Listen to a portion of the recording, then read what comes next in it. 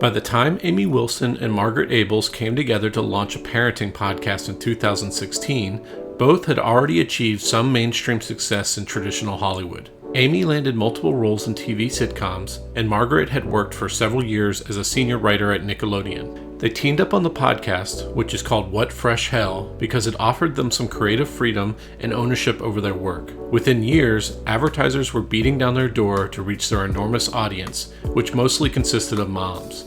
In 2022, they leveraged that success to launch Adalyst, a podcast network that sells ads for other shows that appeal to female audiences. In a recent interview, Amy walked me through why she left traditional Hollywood, their decision to launch a network, and how she thinks the podcast industry will evolve in the coming years. Hello, I'm Simon Owens, and this is The Business of Content, the show about how publishers create, distribute, and monetize their digital content. If you want to listen to an audio version of this show, subscribe to The Business of Content wherever you get your podcasts. And if you're a longtime fan of this show, you're probably aware that it's not monetized with ads. I'm entirely reliant on paid subscriptions to my Substack newsletter to fund this content. Subscribers get access to a deep archive of interviews with the world's most successful media entrepreneurs. They also get to book a half-hour introductory Zoom call with me. Go to simonowens.substack.com. That's simonowens.substack.com. Or just Google the words Simon Owens and newsletter. Okay, let's jump into the interview. Hey, Amy, thanks for joining us. Thank you. Thanks for having me. So we're here to talk about not only this amazing podcast that you co-host, but also a podcast network that you run. Obviously, the podcast came first. I'd love to just talk about kind of the genesis of it. So prior to your podcasting career, you were a writer, correct? That's right. I was an actor, actually, and a writer. I was an actor who wrote. Now I'm a writer who used to perform. I was in a comedy group in college, and actually in that comedy group was the sister of my now podcast host. So that was how the connection was made. And after college, did improv touring around the country, like a touring company, and was temping and waiting tables. But I was always able to write my own material, and so that kind of got me into a sketch comedy group. That's how I got my big break. Ended up doing a bunch of sitcoms. And was on Broadway. So I had an acting career going. Then I had 2 kids in very quick succession and exit ramped. And so for like the improv stuff, it was to get into sketch comedy, and then it was to leapfrog into traditional acting and writing, or like what was kind of the end goal? I think I was, just like say yes to stuff, in that improv sensibility, like sure, I'll be in your thing, and then I'll do this reading. And that did eventually lead to getting an agent at William Morris, a deal with NBC, really big opportunities. It led there. I can't say that's why I did each thing. You know what I'm saying? I said yes to the people I wanted to work with and knew I was going to be cutting my teeth for a while. But I did always find that writing my own material or being in charge of my own content meant that I could give myself the opportunities that I wasn't getting otherwise. Yeah. Were you doing like just constant auditions and stuff like Constant auditions. That's right. Commercials. I did a lot of commercials, and I didn't mind doing any of those, but the commercials I'd get were the ones where they'd say like, now just do one where you just go with it. Right. It was the auditions where you kind of had to bring in a little bit of what you thought. It was the ones that I tended to book.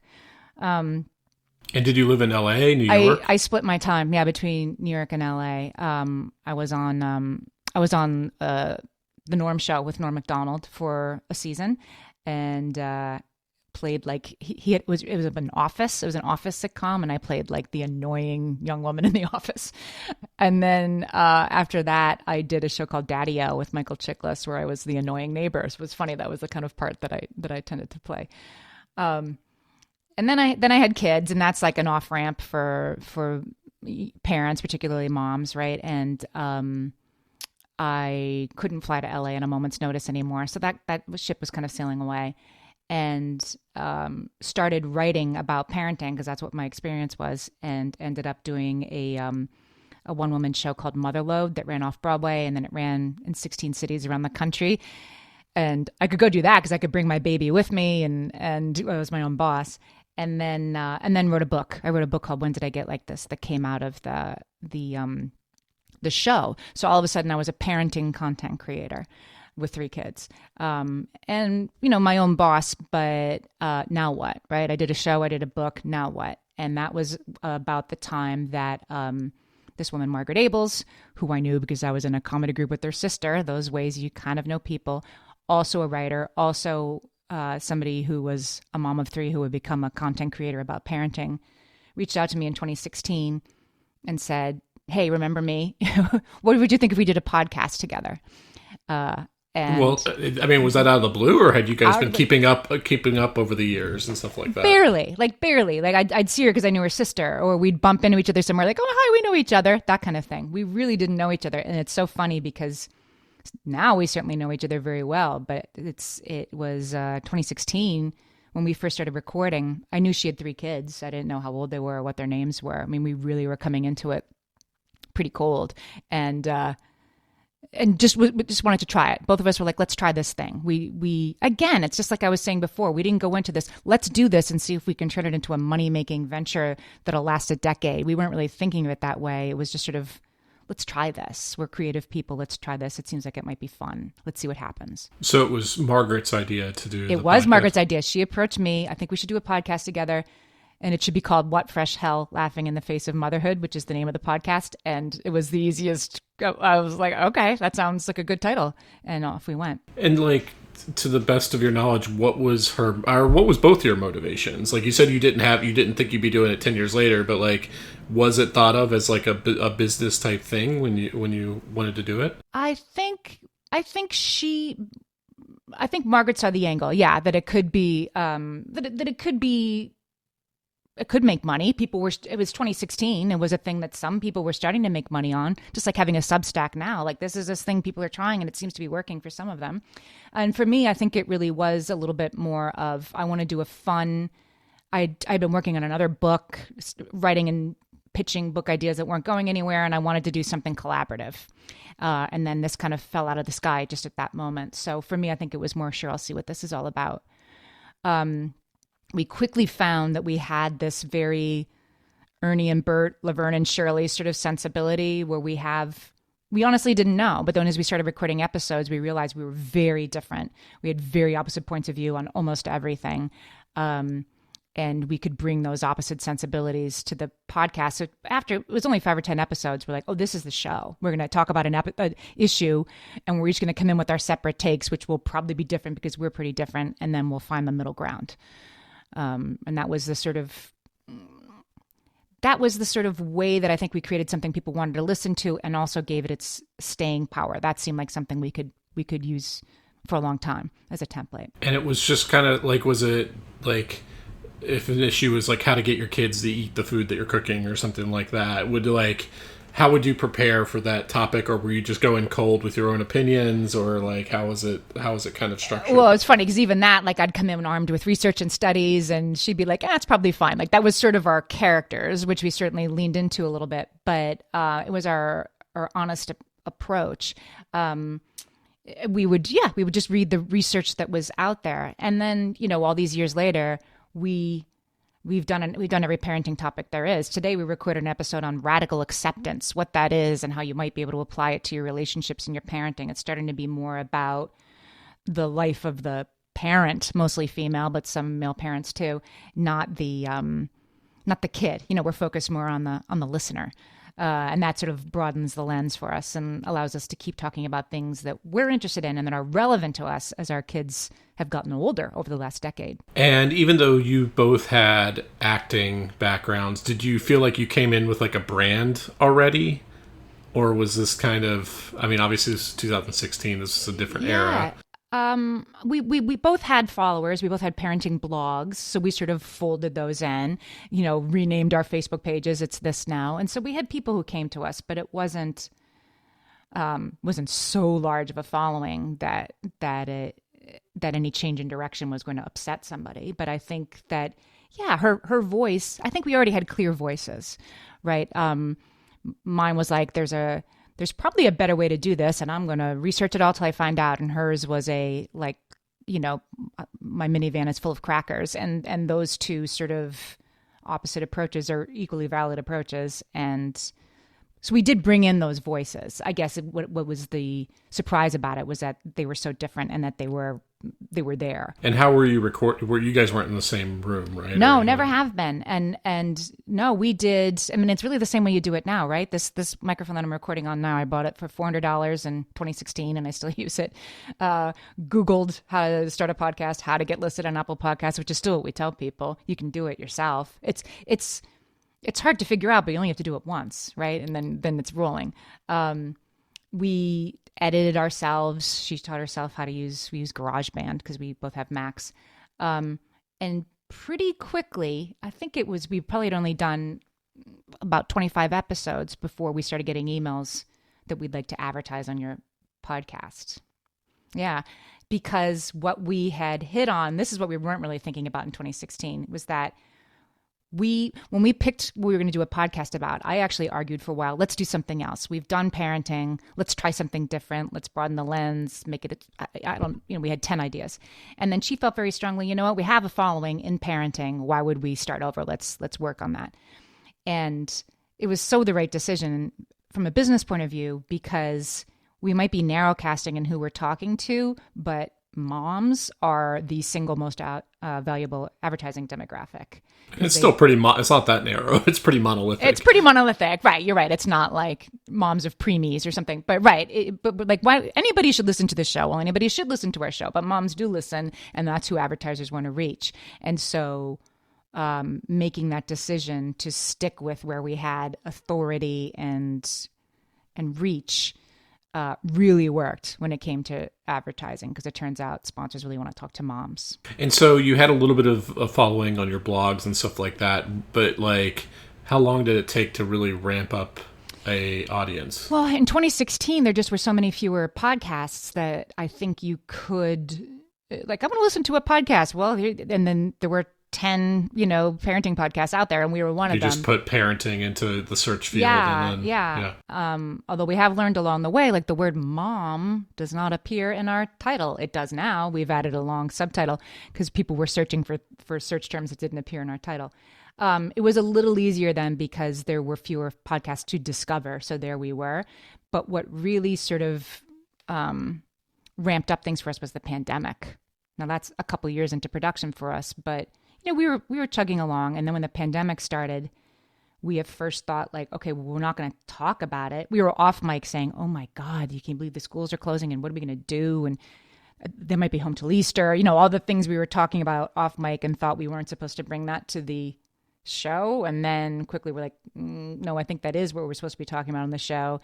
And basically every episode from the spring of 2020 was sort of, what now, you guys? And our audience really ballooned because the moms in their houses going through that, if they wanted like 45 minutes to escape, they could, make more enchiladas and listen to us talking about how hard this was for a change. And it just was, people felt really connected and seen. And so that really grew our audience. And you said that like very early on, you started getting approached by advertisers. Were you just kind of hand selling these from the very beginning? Yes, we were. And back then, it was baked in, they call it, that we would read in the middle of the episode and stop and be like, just like you see people on YouTube might do now. Sometimes they hold up the product in the middle of the thing. We would say, and now we're going to talk about,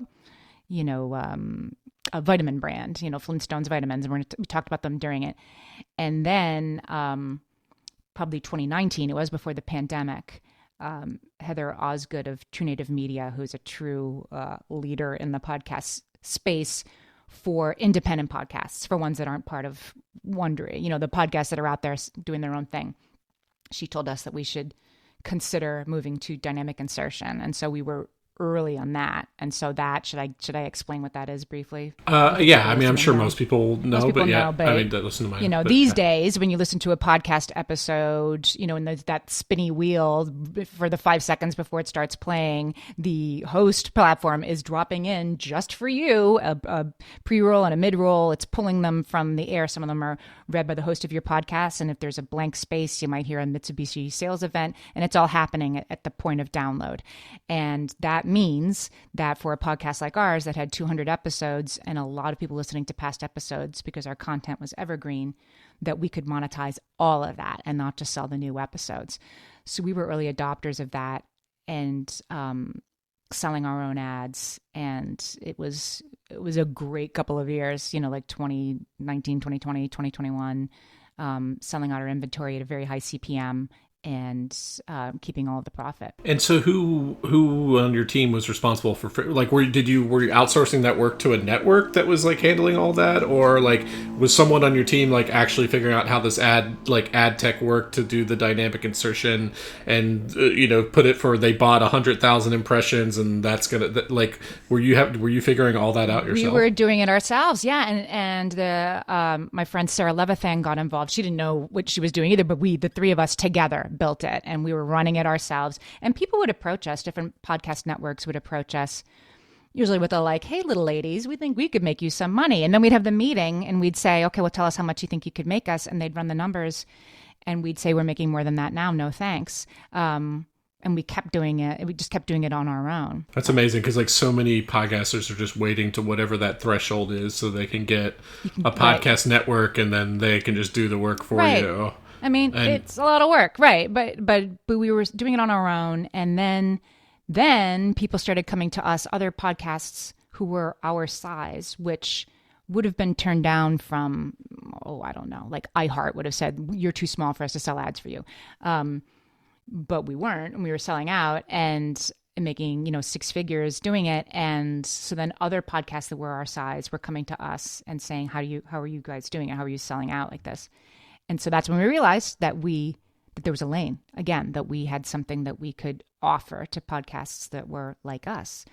And so we started Adalyst Media in 2022 with the sort of express idea of we're going to bring podcasts that have a female audience. They don't have to have a female host. We only had one. We had two male hosts along the way, but their audiences were female.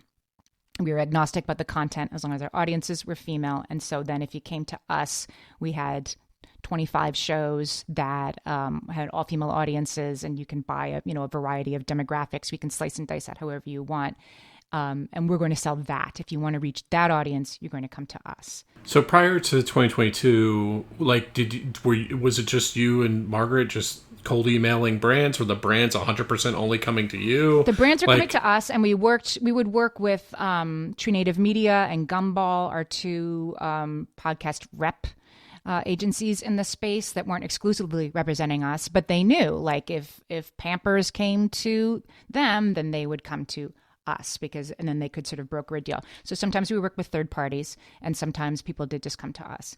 So it was a lot of work, but we were running it and we were keeping all the money. It wasn't that much work. I mean, it was certainly paying for the time that we were putting into it, and realized that it was something that we could scale. And were you hiring staff at this point? At this point, yeah. So Adalyst, once we were doing it for other shows too, and it was working, then we scaled. So Adalyst had then one full-time salesperson, one full-time ad ops person, and then a full-time operations person.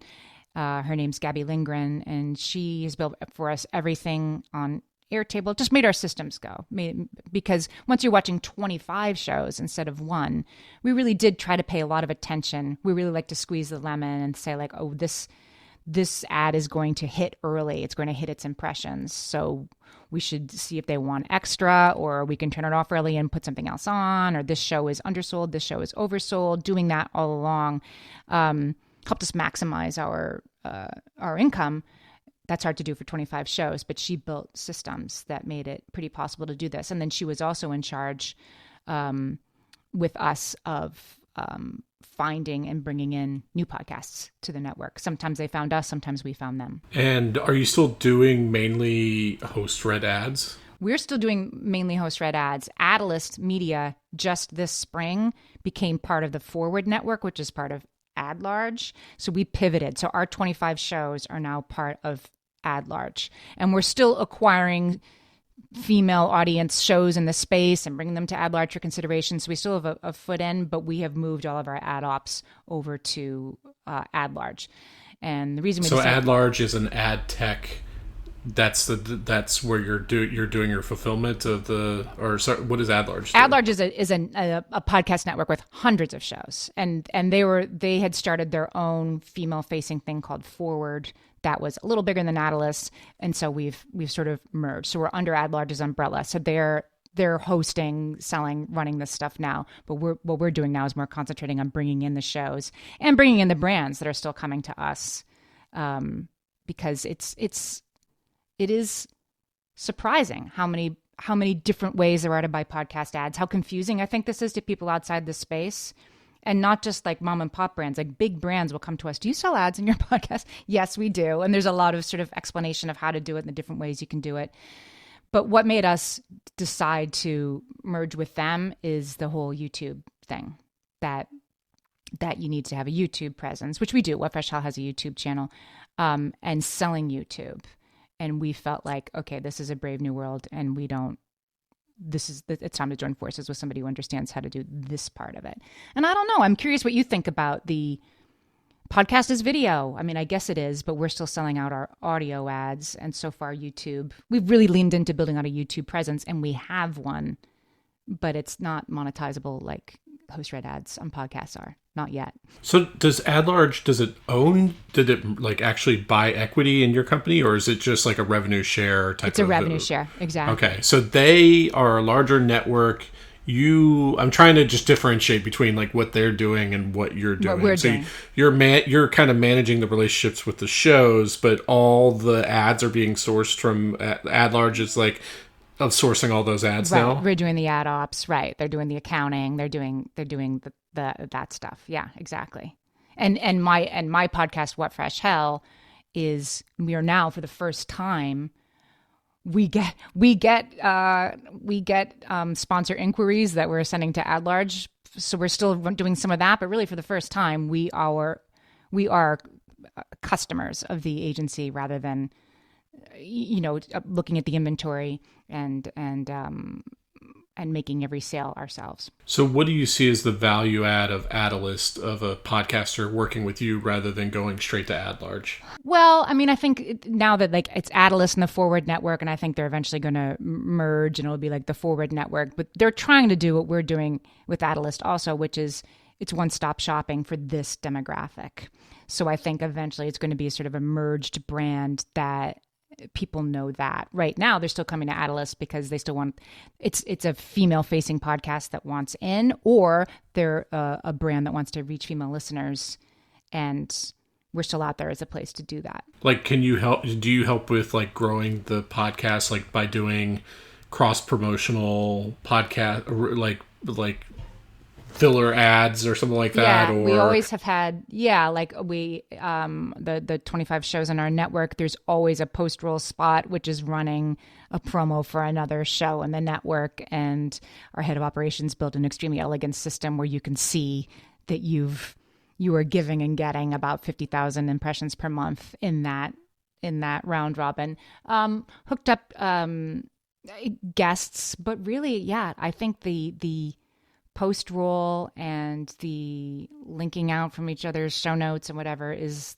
the best way to get more podcast listeners is on podcasts. What about like production help and stuff like that? We were not in that business, although we would be like on a case by case basis. So we have done a couple of things where we would serve as a producer, somebody who had a large TikTok presence and who wanted to start a podcast, or somebody who had a large YouTube presence and their Apple podcast was an afterthought. And we were sort of saying like, they didn't think that was a monetizable asset. It just was out there. And we were like, we disagree.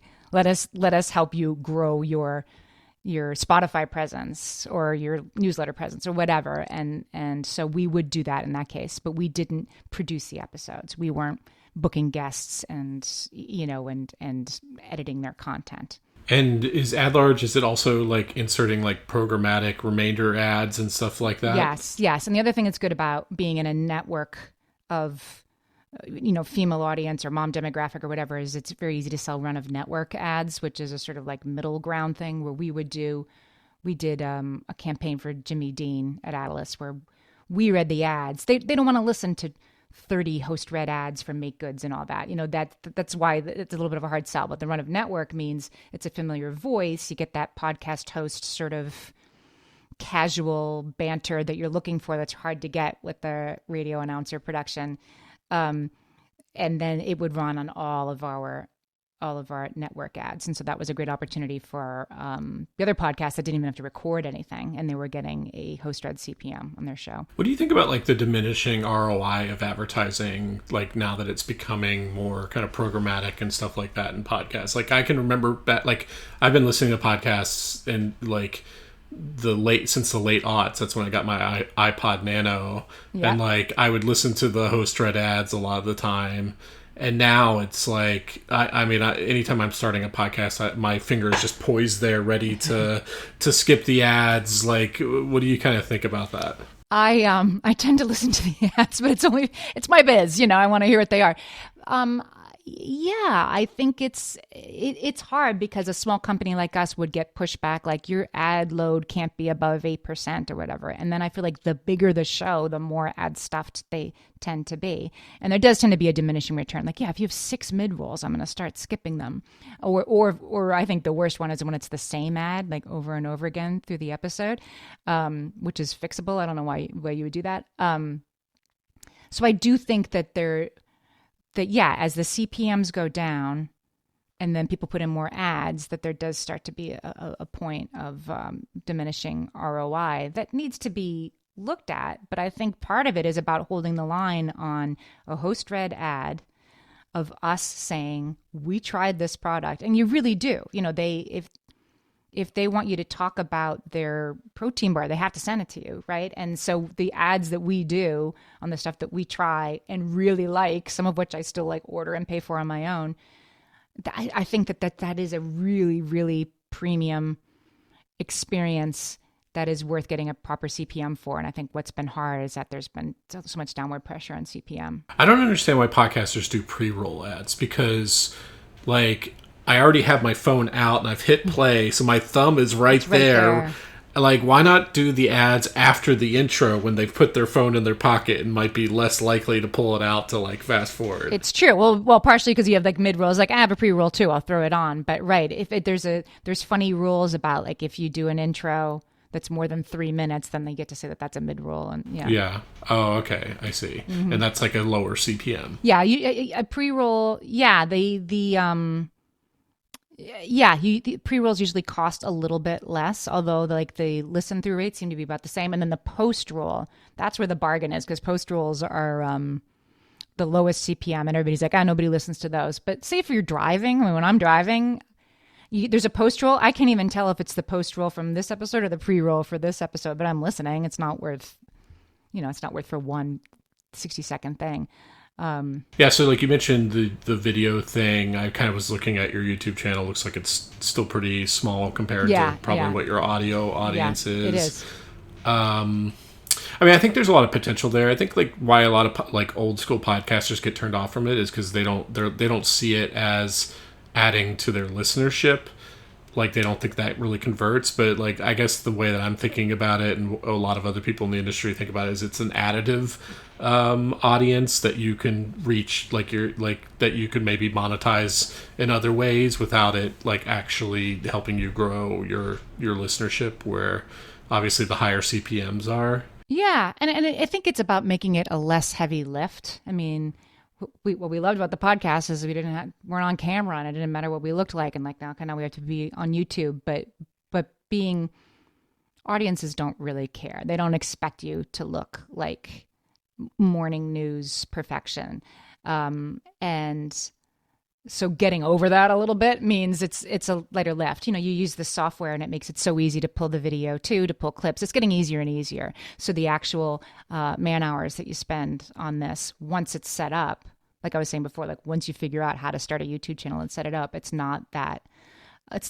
hard, and the AI is making it very easy to pull clips. And where I'm still a little bit lost is in YouTube is the SEO and the converting and all that is getting it to hit. But I guess to me it's more of sort of like a why not? It's another way to find us, as you said. So how do you think about like in terms of other stuff you do outside of the audio version of it, like in terms of newsletters, or like what are the different channels? Like do you think about like diversifying the audience and getting them interacting with other properties, or are you still just like 95% focused on just getting them subscribed on a podcast app? Yeah, we have a subscription model, What Fresh Help Plus. We do use supporting cast for that, which I recommend, because they don't have to like download a separate app and all that. They can just keep listening where they're listening.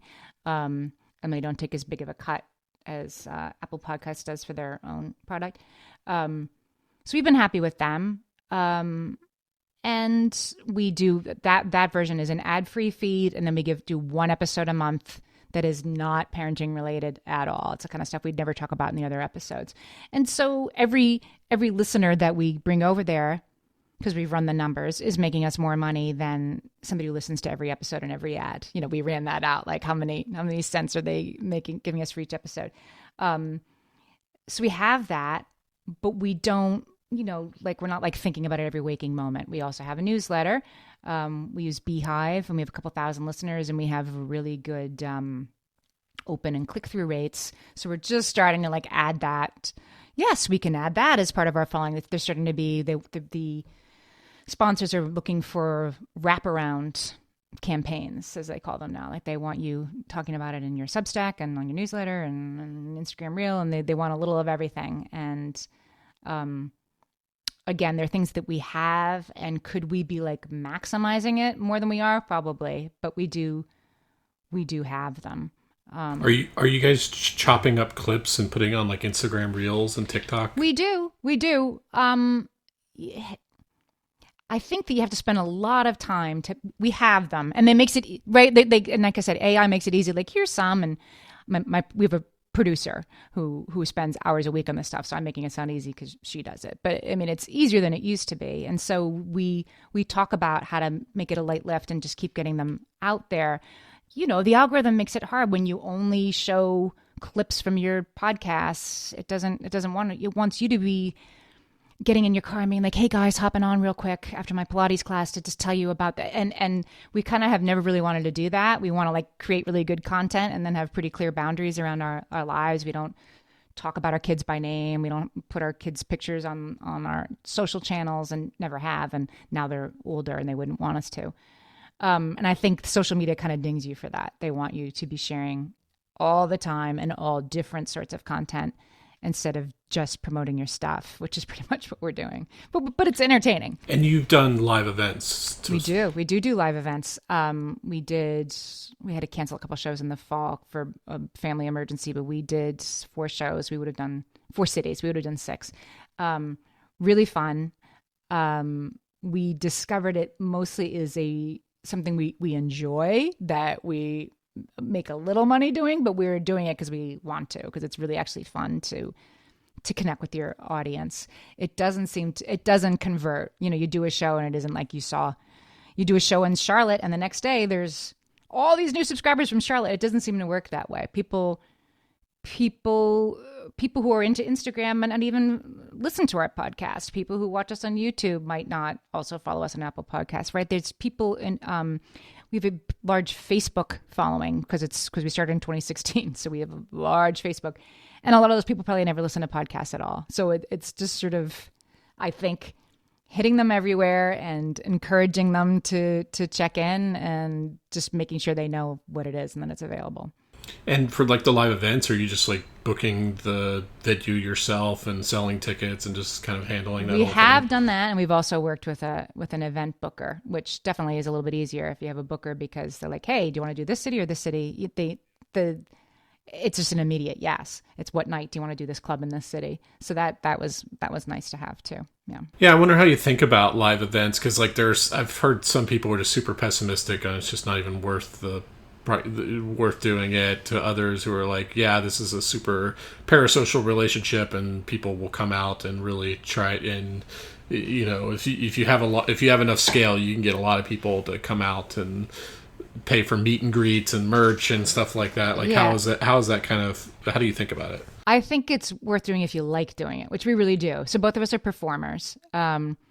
Margaret was actually a stand-up, so she's, we're both comfortable doing this and really enjoy it and do less performing than we used to. So I think for us, it's like scratching a niche or something we really enjoy, and we absolutely love meeting people from our audience. Who, every performance, there are people who have that huge parasocial relationship who drove a couple hours and they can't believe they're talking to you in real life. And, you're just like, it's nice to meet you. We're going to go across the street and have a beer. I always found the meet and greet part. We're not big enough to have to worry about, meet and greets and bodyguards. And that always felt a little artificial to us. Like, we're just going to talk to everybody who wants to talk to us, although we've had them. I think do them if you really enjoy it. Or do them if your audience is clamoring for you to do them. I don't think that they're a huge money making. They haven't been for us, but they're extremely gratifying. What about merch? Are you doing anything there? We have merch. Again, it's like, well, we have it. We've got it all. We had a TeePublic. Now I forget what it's called. One of the print on demand things. We have a couple of designs up. Actually, my co-host was wearing hers today when we were recording. We have it, and I don't feel like the conversion is less. I wrote a book that came out in January called Happy to Help. A lot of podcast listeners bought it. They certainly heard about it. We made sure they heard about it a bunch of different ways. It wasn't one-to-one. It wasn't every one of our monthly listeners went out and bought a copy. I think people want to engage with your content the way they want to, and so you just give them as many ways as possible, but it doesn't mean that they're going to come see a live show unless they already do that sort of thing. I mean, it's just like, you have a small team. It's just any creator can kind of relate to this. It's like there's always a million things you could be doing, and you could probably make a lot of more money if you had someone focusing like 100% on that. But like, it's hard to know what to invest in. You know what I mean? Yeah, I think it's like do more of what's working and less of what isn't. Like, we went and looked at our YouTube page. We're still trying to like figure out like what's the trick.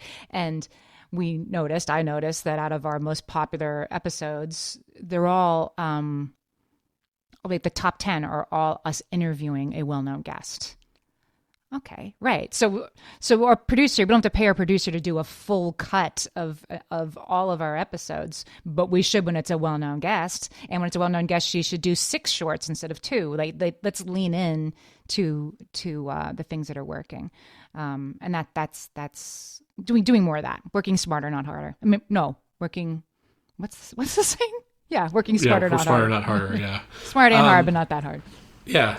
So I'd love to just like get your read on like the current era of podcasting and what it's, as someone who's been doing it since 2016, like you think of these different eras, like certainly 2014 Serial, like that, like, unlocked a lot of experimentation, especially on the narrative side.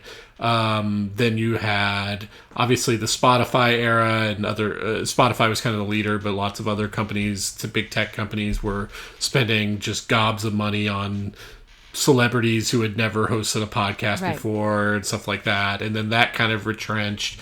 You have the update to iOS where they started counting podcast downloads differently, and suddenly a ton of podcasts like saw their monthly download numbers crater overnight. Yes. And now we're obviously in the video era and kind of the narrative podcast, Bloomberg just did a piece on the end of the Serial era where there's like very little being invested in those kind of more expensive narrative podcasts. So like, I guess as someone who's been around for a year, is it like, do you feel like it's getting easier? Do you feel like there's like still a lot more opportunity for growth? Do you feel like we're kind of in a plateau area because it's just so overly saturated right now? How optimistic are you feeling about podcasts right now? I am like a mega podcast listener, and I love them, and I always have, a dozen episodes in my queue to listen to next.